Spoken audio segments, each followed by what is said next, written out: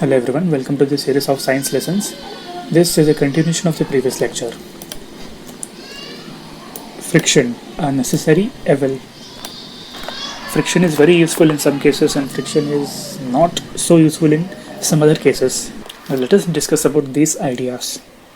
Recall how difficult is it to move on a wetty mud track if you are riding a bicycle and when you encounter a wet muddy track, can you be able to ride cycle easily? No, it is very difficult to ride cycle on wet muddy surface. Can you imagine being able to walk where there is no friction? If the surface or the floor is filled with oil, can you be able to walk on a slippery surface? No, it is not possible to walk easily. We need some friction in order to walk steadily. And without friction, you could not write or even hold a pencil properly. And if there is no friction, you cannot be able to hold a nail in one hand and hold hammer in other hand. And it is not possible to fix a nail on the wall if there is no friction. Sometimes friction is very essential. Even to light up a matchstick, we need friction. We need a surface which offers more friction. Increasing and reducing friction. Have you ever thought why the sole of the shoe, the bottom part of the shoe, is grooved? There are so many bumps and there are so many bumps with different pattern under the shoe. It is done because to provide better grip on the floor so that you can walk safely.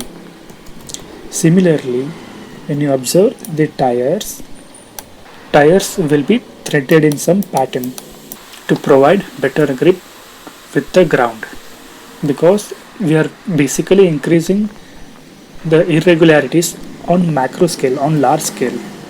We deliberately, with purpose, increase friction by using brake pads.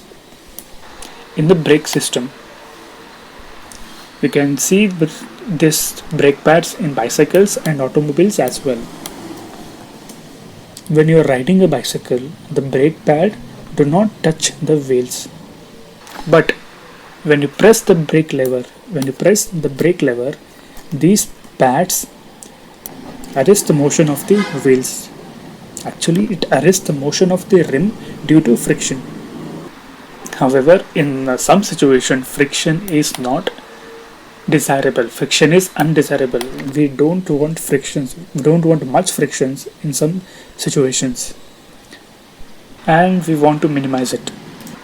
Do you know why we sprinkle a fine powder on carom board?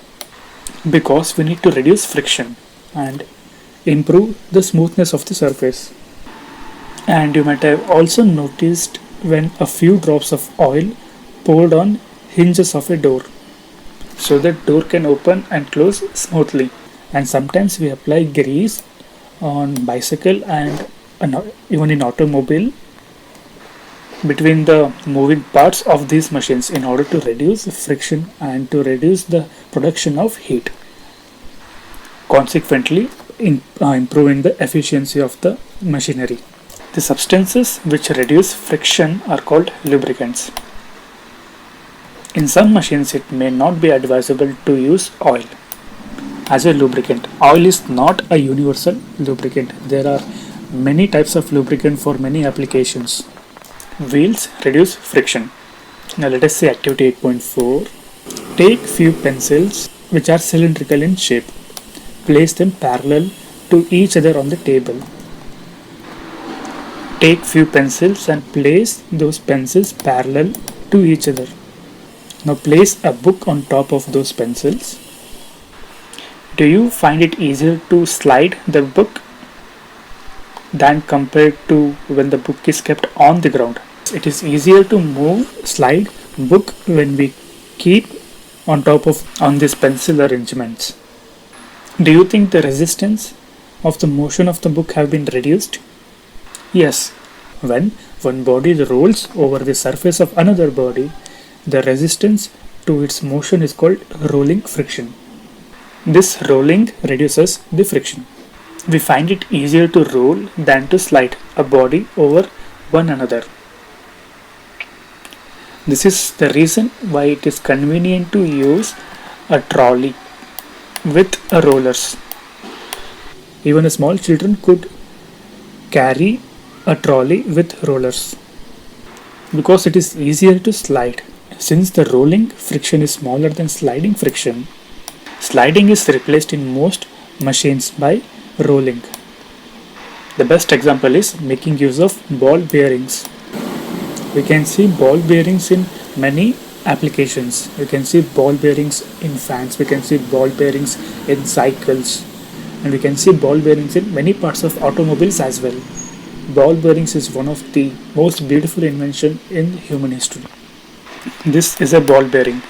If you find a ball bearing, do experiment with it. Fluid friction. We know that air is very light and thin, yet it exerts a frictional force on objects moving through it. Similarly, even water and other liquids exert force of friction when the object moves through them. Try to wave hand in air and perform the same experiment trying underwater. Try to wave your hand underwater. Do you feel resistance in both the cases? The resistance in air is much smaller than the resistance in water when you are waving hand. In scientific term, the common name of gas and liquids is fluid. You can say that fluids exert force of friction on objects in motion through them. The frictional force exerted by fluids in the sense fluids includes gases and liquids. The frictional force exerted by fluids is called drag. The frictional force on an object in a fluid depends on its speed with respect to the fluid, and the frictional force also depends on the shape of the object and the nature of the fluid.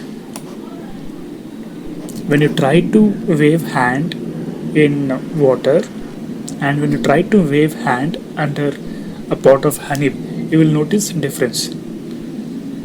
It is much harder to wave hand under honey than water. So it also depends on nature of the fluid. Frictional force also depends on speed with respect to the fluid. Frictional force also depends on the shape of the object. You might have noticed that the shape of an aircraft or the shape of a boat or a ship have some similarities. When objects move through fluids, they have to overcome friction acting on them. In this process, they lose some energy. We need to minimize the loss of energy. So, objects are given special shapes. Where do you think scientists get hint for these special shapes? Of course, it is from the nature. It is from the observation. Birds and fishes have to move in fluids all the time. Their bodies must have evolved to shapes which would make them lose less energy while overcoming the friction. You can notice the similarity between an aircraft and a bird. Even though the principle of flying are different, you can notice the shape of that. It is sharp at the front. By this, we are reducing friction to some amount and the loss of energy is less. The content of this recording is borrowed from Karnataka Textbook Society, Bangalore under Fair Usage Policy. This video is presented by Avari Technologies. Please do hit subscribe button to get more content. Thank you.